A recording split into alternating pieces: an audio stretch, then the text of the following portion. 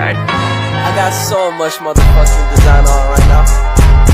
Bring it down, bring it back, make it clap. I got 3 old thoughts, new guap, wear that thing. Shalom. Perkenalkan, nama saya Suci Cempakasari dengan NIM 220210201030 dari Program Studi Pendidikan Luar Sekolah.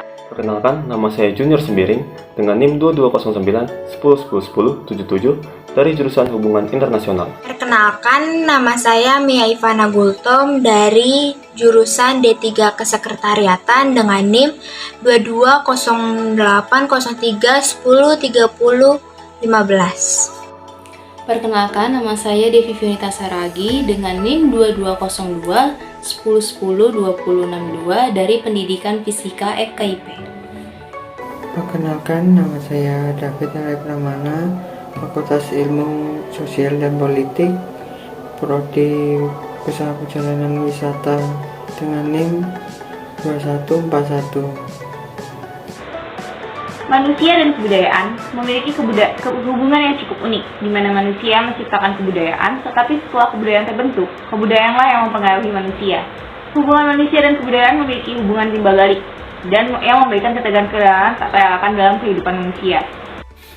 Lingkungan budaya merupakan segala kondisi, baik berupa materi yang dihasilkan oleh manusia melalui aktivitas dan kreativitasnya, dan juga termasuk non-materi seperti tata nilai, nama, agama, dan adat istiadat, kesenian, dan sistem politik.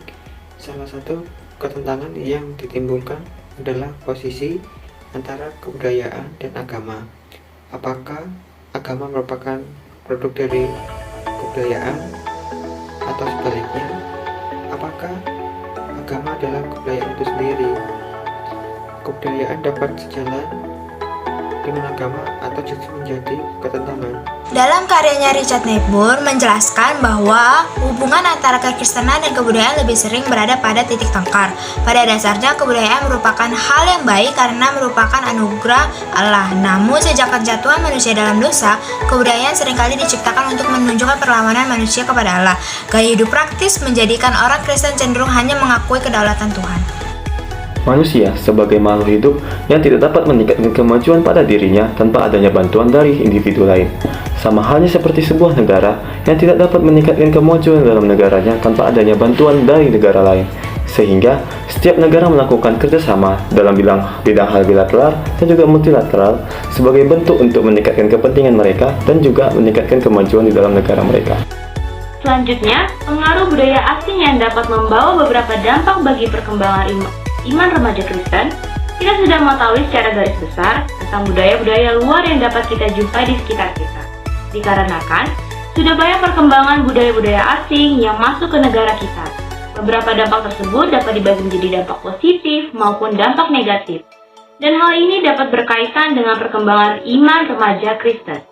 Misalnya, dampak yang terlihat jelas dalam perkembangan remaja yaitu sifat FOMO, hedonisme, dan juga westernisasi, di mana sifat ini lebih terarah pada dampak negatif. Pada umumnya, hal ini lebih mencerminkan atau lebih tampak menonjol di kalangan remaja. Tanggapan ini juga terkadang dapat membuat remaja semakin kurang percaya maupun jauh dari iman kepercayaan setiap individu.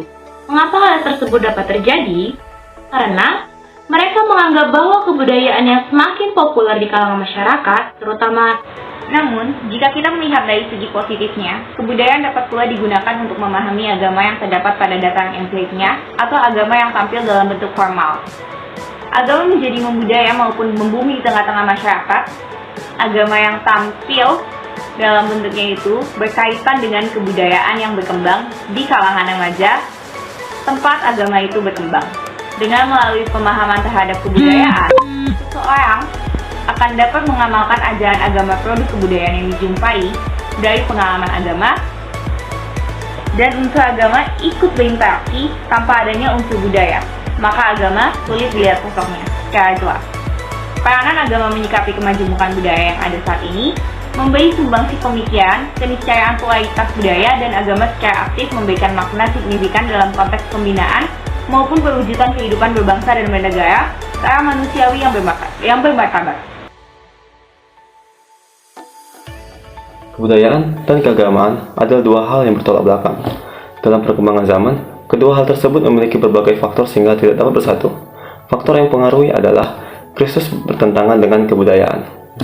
Pada Kisah Para Rasul pasal 6 ayat 21 jelaskan bahwa dan mereka mengajarkan adat istiadat yang kita sebagai orang Rom tidak boleh menerimanya dan juga menurutinya. Selain dari pasal tersebut, kebudayaan sering dianggap memiliki dampak buruk terhadap kekristenan. Akan tetapi, keagamaan dan kebudayaan dapat disatukan saat kita meyakini Yesus di atas kebudayaan dan memiliki kebudayaan.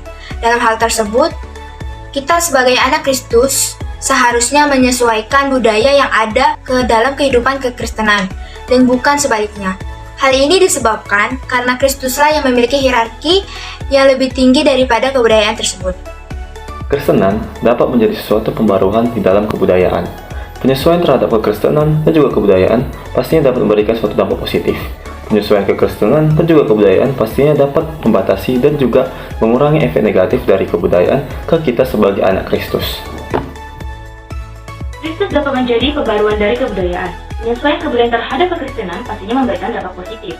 Dampak positif tersebut adalah filtering dari kekristenan terhadap kebudayaan. Hal tersebut dapat mengurangi dan membatasi masuknya dampak-dampak negatif dari kebudayaan kita sebagai anak Kristus. Contohnya seperti sikap. Sikap berarti suatu keadaan, jiwa dan keadaan pikir yang dipersiapkan untuk memberikan tanggapan terhadap suatu objek yang diorganisasi melalui pengalaman, dan juga dapat mempengaruhi secara langsung pada perilaku. Keadaan jiwa tersebut sangat dipengaruhi oleh tradisi, kebiasaan, kebudayaan, dan lingkungan sosialnya. Contoh selanjutnya adalah kepribadian. Kepribadian adalah konfigurasi karakteristik individu dan cara berperilaku yang menentukan perbedaan perilaku dari setiap individu. Faktor lain yang menentukan kepribadian individu adalah konsep diri, di mana konsep diri sudah menjadi pendekatan yang dikenal untuk menggambarkan hubungan antara konsep diri dengan image. Kemudian, seseorang memandang dirinya akan memengaruhi minat terhadap suatu objek. Konsep diri sebagai inti dari pola kepribadian akan menentukan perilaku individu dalam menghadapi permasalahan hidupnya, karena konsep diri merupakan gambaran dari orang lain. Baiklah, kesimpulan yang dapat kita ambil dari materi yang telah dipaparkan yaitu manusia adalah ciptaannya yang termulia dan diindahkan oleh Allah, sehingga manusia dibuat hampir sama seperti dirinya, serupa, segambar dengan Allah. Ini merupakan suatu posisi yang mulia di hadapan Allah. Allah begitu mengindahkan, menghargai, dan mempedulikan keeksistensi manusia. Maka, kiranya segala sesuatu yang manusia kerjakan sepatutnya juga menghargai Allah yang telah menciptakannya. Allah yang telah menciptakannya manusia diberikan mandat oleh Allah. Maka, ini memiliki paling tidak dua makna penting, yaitu manusia harus mengerjakan dan memelihara mandat Allah dan harus mempertanggungjawabkannya kepada Allah. Manusia dengan setia dan dalam anugerahnya melakukan mandat itu dengan rasa taat kepada Allah, sang pemberi mandat. Secara faktual dan natur, manusia tidak bisa melakukan mandat Allah dengan benar, karena ada faktor kejatuhan yang membuat manusia lebih cenderung tidak melakukan mandat yang Allah berikan kepada manusia, yaitu dosa. Sehingga manusia telah salah memberi nilai kepada sesamanya, kepada dirinya, dan kepada Allah.